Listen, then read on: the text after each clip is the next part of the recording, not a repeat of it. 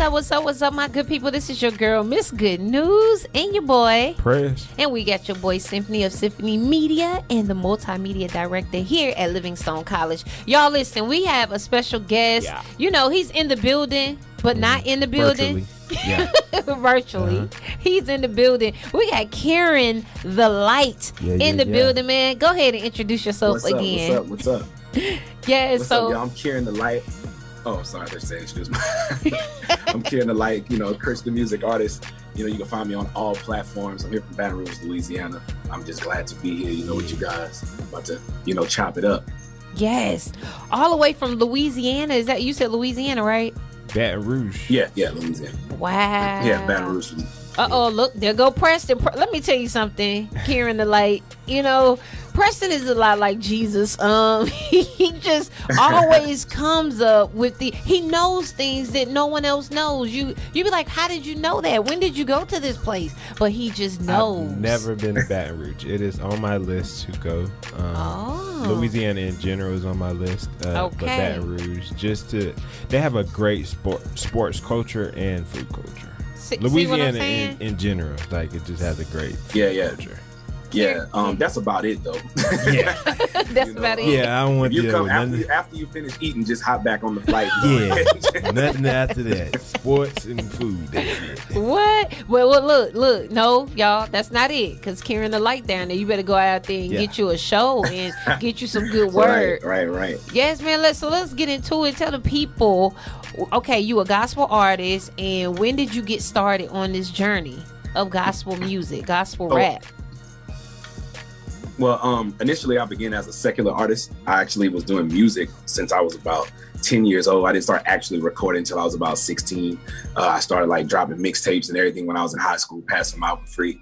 And then eventually somewhere along the line after that, I began to insert profanity and different things into my music to try and get the other people and those crowds hooked on in a way where I was kind of portraying an individual that I wasn't in my music. I feel like we see that a lot today. We do. And it got to a point where eventually after a lot of different things that walked through my testimony and I came up after a breakthrough in my life, I began to change my content towards Christian rap, which was last March, right when the pandemic had began. I got laid off from my job. I was working at Embassy Suites at a hotel and went in one day and they was just like, we don't need you no more, and I come home, didn't really much, know what I was going to do after that. And I just started writing music and I felt like that was God just pulling on me to tell me, take this serious and do it the way I want you to do it. So I started doing it last March and ever since I went out on a limb, it's been moving. The road to Damascus. The road to Damascus, he says. Right. Wow, that's amazing, man. And it does a lot of times take, I'm not going to say just trauma, but just obstacles to make us pivot into the right direction, and so that's amazing because you'll be amazed how many people have kind of that story where you lose your job and then it's like, man, what you want me to do now? Right. Yeah, I always say that, sometimes, well, most of the time you got to be in this place of desperation before you actually call on God. A lot of times, whenever everything is going well or you feel like you got all the blessings you need, you don't really see much of a reason to even pray a lot of the times when you don't really know how important that is. So I was in a place where I was in a very toxic relationship at a particular time. And that was the last thing that I was hooked to before that ended. And he just kind of stripped everything away from me. So I had no choice but to kind of just look at him and just say what's going on, what I need to do. Right. And just the depression that I went through, coming up from even different suicidal thoughts and stuff that I battled just, as a teenager going into my adolescent years, going into my early 20s. And man, the moment that I began to insert him into my music, when I say him, referring to God, putting Jesus into the music itself, that's when I began to see the numbers move. Because I told you, I've been doing this since I was 16. Right. It wasn't going nowhere though, when I was doing it. And it wasn't until I really put that into it and everything started beginning to take off. And so when you say take off, tell the people how in the numbers you've seen it, because a lot of times people look at numbers, although we know, you just said, you can try to gravitate towards what's popular for people, but that don't always work for you. You have to really gravitate towards what God is pulling you to do, your calling, and you did that. And then your numbers. So let them know about your numbers, because I think it's crazy how many numbers you have in this amount of time. Right. So it started moving very swiftly. Like I said, I started doing this in March. My album came out on Easter. I believe it was April 12th of last year, if I'm not mistaken. And when it came out, I kid you not, like when I posted it, I got like 13 likes. Wow. Like 13 total. And I think I had like 1,900 followers. And I began to get on TikTok after God continued to like throw that into my spirit and like send people into my life telling me to get on TikTok. And I was kind of ignoring that. And then I eventually got on and I just kind of made a video where I was lip syncing the words to one of my songs, and it had the visual of just me. And I did that. And once I did it, I began to see traction like come, but not that much. But to me, seeing more than 13 was something. That's right. So I like just seeing like, just seeing 100 likes, I was like, okay, people like it. So that just let me know, okay, at least I'm on to something. I could keep doing this. And I kept doing it. And all I did was literally took the music that I had 12 tracks. You only get 60 seconds on TikTok. That's all you I get. would literally do a verse from every single song and just post it every day. And it got to the point where people began like feeling like, they were being ministered to through the music. And I just began to see the likes rise. So then I think Megan Thee Stallion had a song, Savage, last year came out. Right, yep. When, no, it was last year or year before, but I know it was still popping. And like everybody was doing the little Savage challenge where they was doing the dance to it and all that. Mm-hmm. So I did a remix to the song. That's when everything like took off right there. I did that remix. I think I started off as like I started rapping up about Jesus and my friends turned into strangers, but you know how it go, they not your friends until you famous. And I started like just flowing with it. And then like people was just like, hey, he's saying some real stuff. And then I woke up the next day and it was at like 300K on TikTok. Wow. And people was like, hey man, I saw you on TikTok yesterday. I saw you somebody reposted your stuff. And everybody was like duetting to it, like, redoing the video. And from there, that's when I knew, like, I was like, yeah, I think this is what I'm supposed to be doing. And the momentum of that just kept going. Now I'm at a place where I'm seeing over 10 million streams across the board on all platforms. I came from those 1,900 followers. I said on Instagram last year, I'm at about 60K now on Instagram. And on TikTok, I'm at about 600K. So that's dope. That's crazy. So can you talk about like why you kind of passed, not really passed up, but kind of passed up on the beginning of TikTok? Because I'm not gonna lie, I was one of those people like, this looks like a children's app, like something that I'm not supposed to be on, but I'm on it now, and I can, like you said, I can see the residual from that. Mm-hmm. Right, that's a great question. Like because the same thing you said, I thought it was it wasn't really my steez. I saw a lot of people on there doing like dances and doing those things, and that really wasn't me. So I felt like you said, I felt like it was more kiddie. Like I felt like it was a lot of a kid thing, even though adults were doing it. Mm-hmm. Adults do kid things to be funny, Right. So I felt like, to me, I was like, I don't see no reason to get on here other than to look stupid. So I was just like, I'm not finna get on here. But I saw it as a tool since so many people were on it at the time, and it was like the come up because that younger generation, they don't even know Instagram like that. They mess with TikTok, right? That's when I began to realize I was like, I could use this as like a marketing tool, And when I posted it, many people don't know, TikTok actually, when they see it, your videos are getting a lot of engagement, they begin to promote it for you. That's right. Like they just start putting it on the For You page, just on random people's stuff. And I believe like that's, how even y'all found me, like from TikTok, just me popping up on somebody's page. Right. And that's when I was like, okay, this could be a way I could get my music out there. And that's exactly how it happened. And that's exactly how it happens, which leads us to this wonderful segue, okay? Because so thank God for TikTok. Thank God for TikTok, man. Because again, that's how we met, is because I was, down that rabbit hole looking at it, and I was like, what? He spitting fire. You know, like it was literally spitting fire. It looked like it was coming out of your eyes because you got them different color eyes, you know what I'm saying? So it was flames happening. So, but it was really, really good. And then it was gospel. So like you said, it was substance behind what you were saying. It wasn't just like, you know, oh, just rock it to the beat. No, he really saying something. And then I reached out to you, and all the rest of it is history. Like now we here. And I think it's so wonderful that you took advantage of TikTok. I think it's wonderful. So now, what are you doing? Like, what are your projects that you're working on now? I know you, we've talked about it, but tell the people. I know you have 3 different projects, or maybe even more. I have 7 projects. A lot more.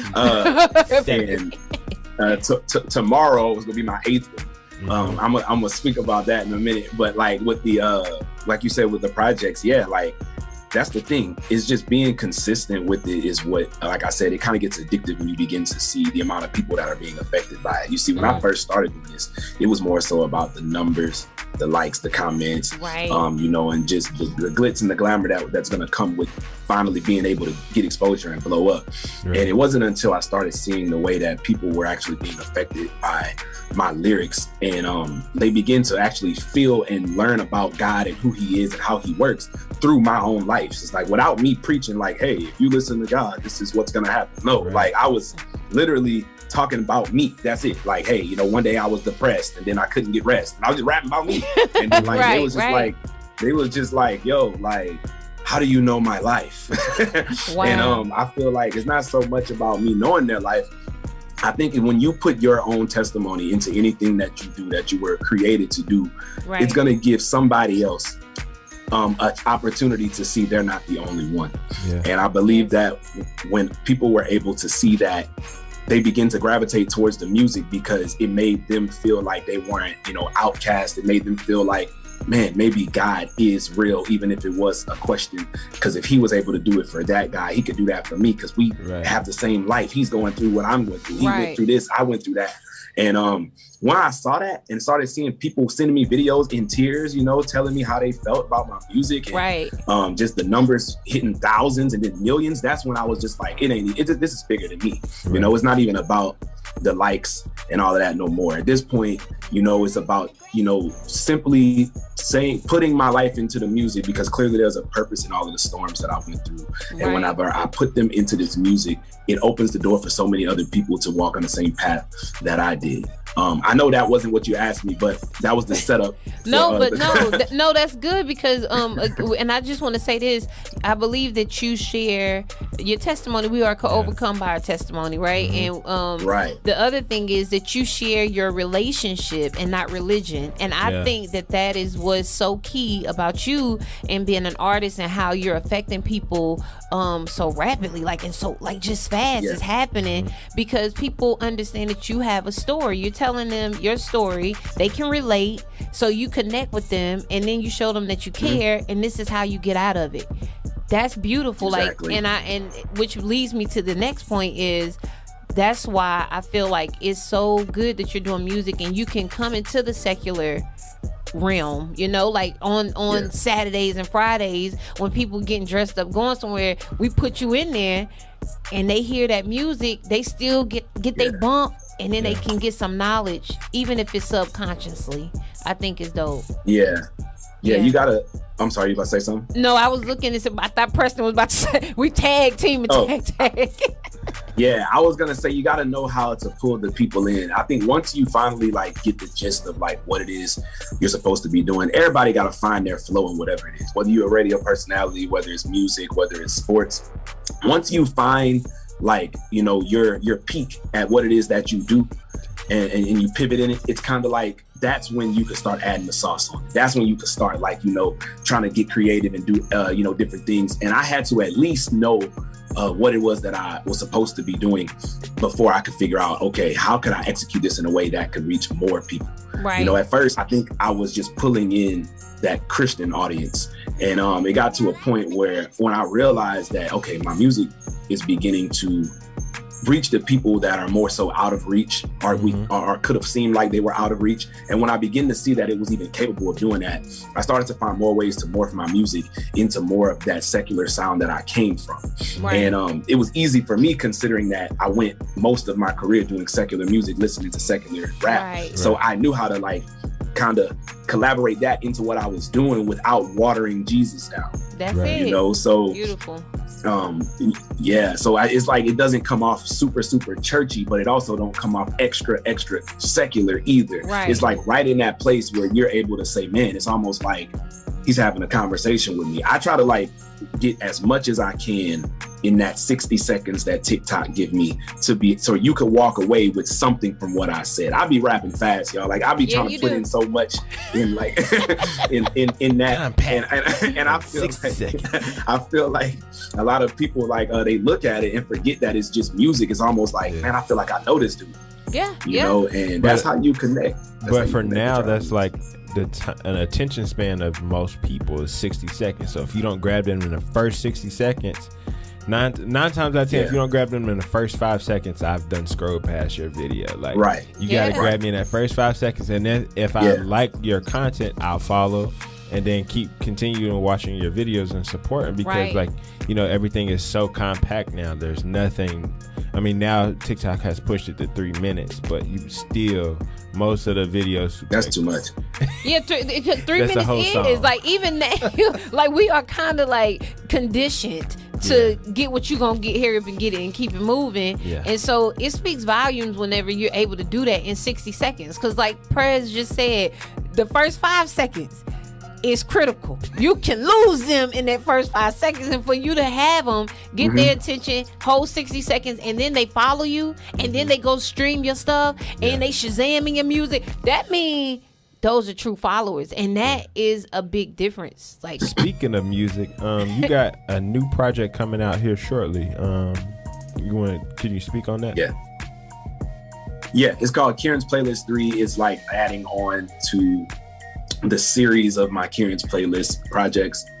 It's like small EPs where, like, before I set up for albums, I usually have like tracks.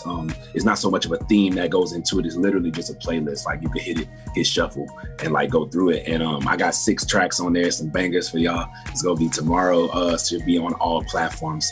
If it's not everywhere tomorrow, because I kind of did it last minute, it should definitely be everywhere by this weekend for sure. And the reason why like I did it like that is just because I feel like coming off we're kind of coming off maybe I ain't gonna say the end of the pandemic. We still in it. Right. You know what I'm saying? And like, but we're not on lockdown anymore. But like, it's at that place where it's like we still in it, and this is the time for, I believe, independent artists to be trying to push out as much music as they can. Yes, sir. You know, because we got a lot of these other artists, whether the labels, they're not really trying to lose money. They're not trying to like really like, you know, have all of these different shows, and people drop albums like out of nowhere right now just because they know, you know, just the way that the world is right now and what we're going through.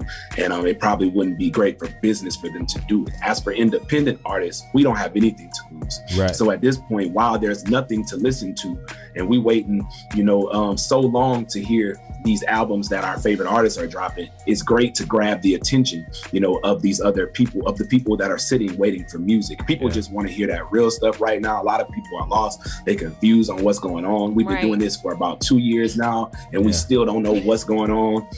You know, like people just trying to hear some sort of truth, and they have the time to do it right now. I know there's people at work that have downtime just because everything ain't like, you know, how it was. So you're right.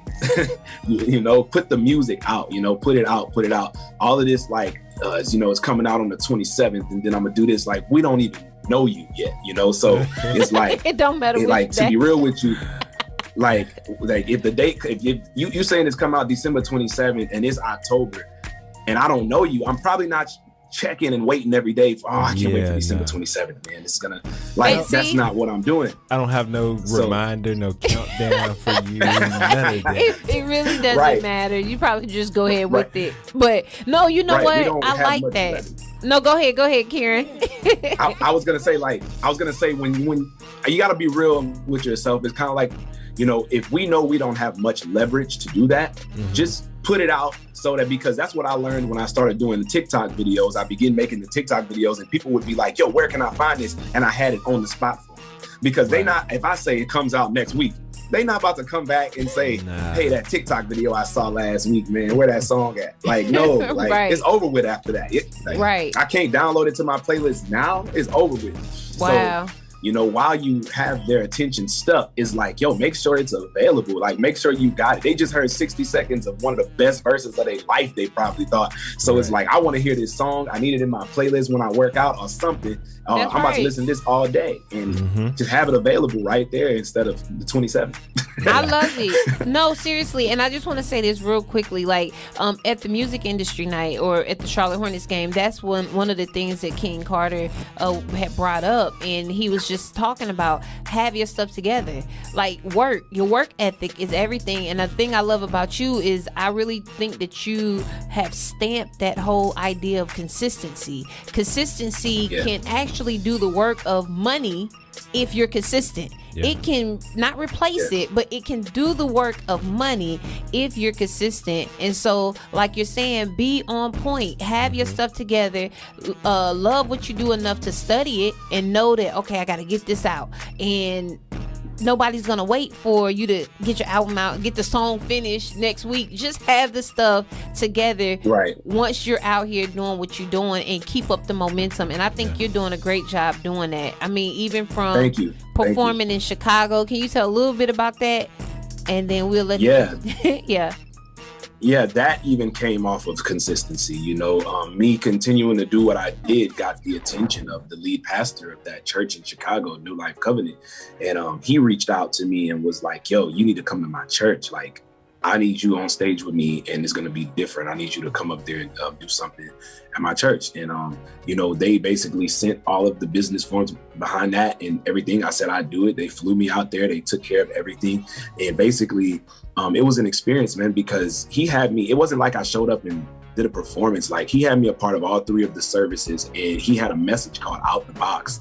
And he split it up into 3 topics, which is like, when you see something, you got to say something, and then you got to do something about it. And he needed me to do a song for see something, for say something, and for do something. And it was in the middle of his message as he was preaching. Like, he'd be preaching and he'd be like, so when you see it, you got to make sure that you see the vision. Actually, I'm gonna bring my brother up here and he gonna do it for y'all. He gonna let y'all know about it this way. And then the music will hit and I'll just rap what he just finished preaching in another way for them to get it. It was so dope. Like, they had the band behind me. It was my first time in Chicago. And I think it was actually my first time performing as a Christian artist too. Wow. And it was a mega church. It was huge. So it was an amazing opportunity. I'm glad you brought that up for sure, because that also lets other people know, like, yo, doing this and being consistent with it gets the eyes of so many people, and you never know who's watching. Yep, that's right. And we're gonna go into the BMF. Let them know about the song placement, because again, and this interview is lengthy, but it's full of knowledge and wisdom and jewels, and just everything that God is doing for you is magnificent. And so you want to try to shows right like you want to talk about a lot of it, everything, but we're trying to compact it. So, but let us know about that, like your song placement with BMF. All right. So another thing, like I said, that also came off of doing this, you know, doing my music. I ended up getting connected with guy Rouge, the General in Houston. He worked for 97.9 The Box out there. And he came, so his wife's friend showed it to his wife and she showed it to him, and he was like, get me on the phone with this dude. And like, that's just how it travels, you know. And he saw it and he called me. We got tight, and he just so happens to be friends with the music supervisor for the Shy, Power, BMF, and it's one more. It's every one more hit show that you can think of on Stars. Yeah, you just named all the hit shows. All of the Stars shows. Like, he's the music supervisor with 50 Cent, like, of those shows. But he's the guy that actually picks the music and put it. He's not like, hey, I'm gonna show this to my boss and they'll get it on there. Like, nah, it's him. He does it. He was like, he was looking for rappers to fit in the budget, like, of what they were doing. And he told my guy, he was like, hey, if you know anybody, let me know. He was like, hey, I know somebody. And he didn't even tell him I was a Christian rapper. So let me show you how this goes. He sent it to me. I did it. killed the beat. And Kevin Durant has a new show out called Swag. Mm-hmm. Yeah. My song will be on there too. Okay. Come on now, boy. Get it. I got picked for that show first, and he said, "Hey, I got a show called BMF coming. I'm about to send you all the beats. Anything you rap on, I'm gonna put on the show." I said, "What?" So I was like, "Okay."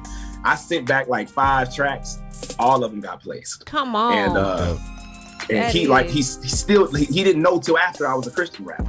You know what I'm saying? So that's what's so cool. That's what's so cool about it, because people were wondering, like, why are you on that show? And if you listen to the parts where my scenes are at, where I'm at, you can hear where I say Jesus in it. And I was able to kind of slide that into the show. So I was super excited about that. And it all came from just staying consistent with this and people seeing it and just getting you these opportunities. Man, that's dope. Man, isn't that dope? He got me over here smiling from ear to ear like Kool-Aid. I'm just saying that is really good. And to wrap it all up, that is exactly what you were wanting to do, is to be able to be identified not just as a gospel rapper with the traditional mindset that I'm forcing something on you or whatever the stereotypes were with it, but I'm a gospel artist living a real life with a real relationship with God, and I'm just sharing my story. Right. And hopefully it can help somebody else. And that's exactly what you're doing. Like, God is doing that for you. Yeah, sometimes you're the only Bible that some people will ever read. That's it. Yeah. Man, Kieran, let them know where they can find you. And, you know, we hate to go, ladies and gentlemen, but, you know, tap in with WLJZ 107.1 FM. Make sure you tune in for this interview, his full interview on YouTube. You can rewind it as many times as you want so it can get in your spirit and you can feel what he's saying. But let them know where they can find you. Yeah, you can find me on all platforms at Kieran The Light. That's Kieran The Light, TheLight. You know, you can find it on all platforms at that handle. As for my music, that same thing, all streaming services, Kieran The Light. It's on Apple, Tidal, Spotify, Amazon, wherever you listen to your music at. You know, it's on there. YouTube, get it. You know, it's even free on SoundCloud for anybody who don't have a subscription to any of those places. Wow. And like it should be over about 60 tracks on there. I got like 8 albums. It's a lot, you know. So I have a lot of music that you guys could throw on the playlist. Yes. You have apparel as well, don't you? Do you have apparel? Yeah, I also have, I'm actually doing a partnership with a company called Rep the Faith. Mm-hmm. So if you go to repthefaith.com, it's a lot of different merch. They have different colorways. They have, like, you know, even the plain black and white with just Rep the Faith across the shirt. Mm-hmm. I'm actually about to roll out my own brand right now, which is the Light brand, you know, where I'm going to have a lot of stuff. So just stay tuned. Then you guys got to follow me. I've been doing, I've been, because everything I've been doing has been partnerships, but this is going to be 100% me. Mm-hmm. And just what I like, you know, the things that I believe that other people are going to appeal to. And like I said, it's going to be called, like I said, the Light brand. And I'm just still trying to get everything together with that. So you follow me on everything at Kieran The Light. You'll be able to keep up with everything, the music, the merch, the shows. Well, when I pop up on tour, all of it. Yes. It's going to happen. All of it's going down. Y'all listen. Y'all heard it here, right here first at WLJZ 107.1 FM. We got Kieran The Light. We so glad that he was in the building and to able to join us. And we got our boy PREZ Symphany of Synphanymedia. Y'all, we out. Make sure y'all tune in.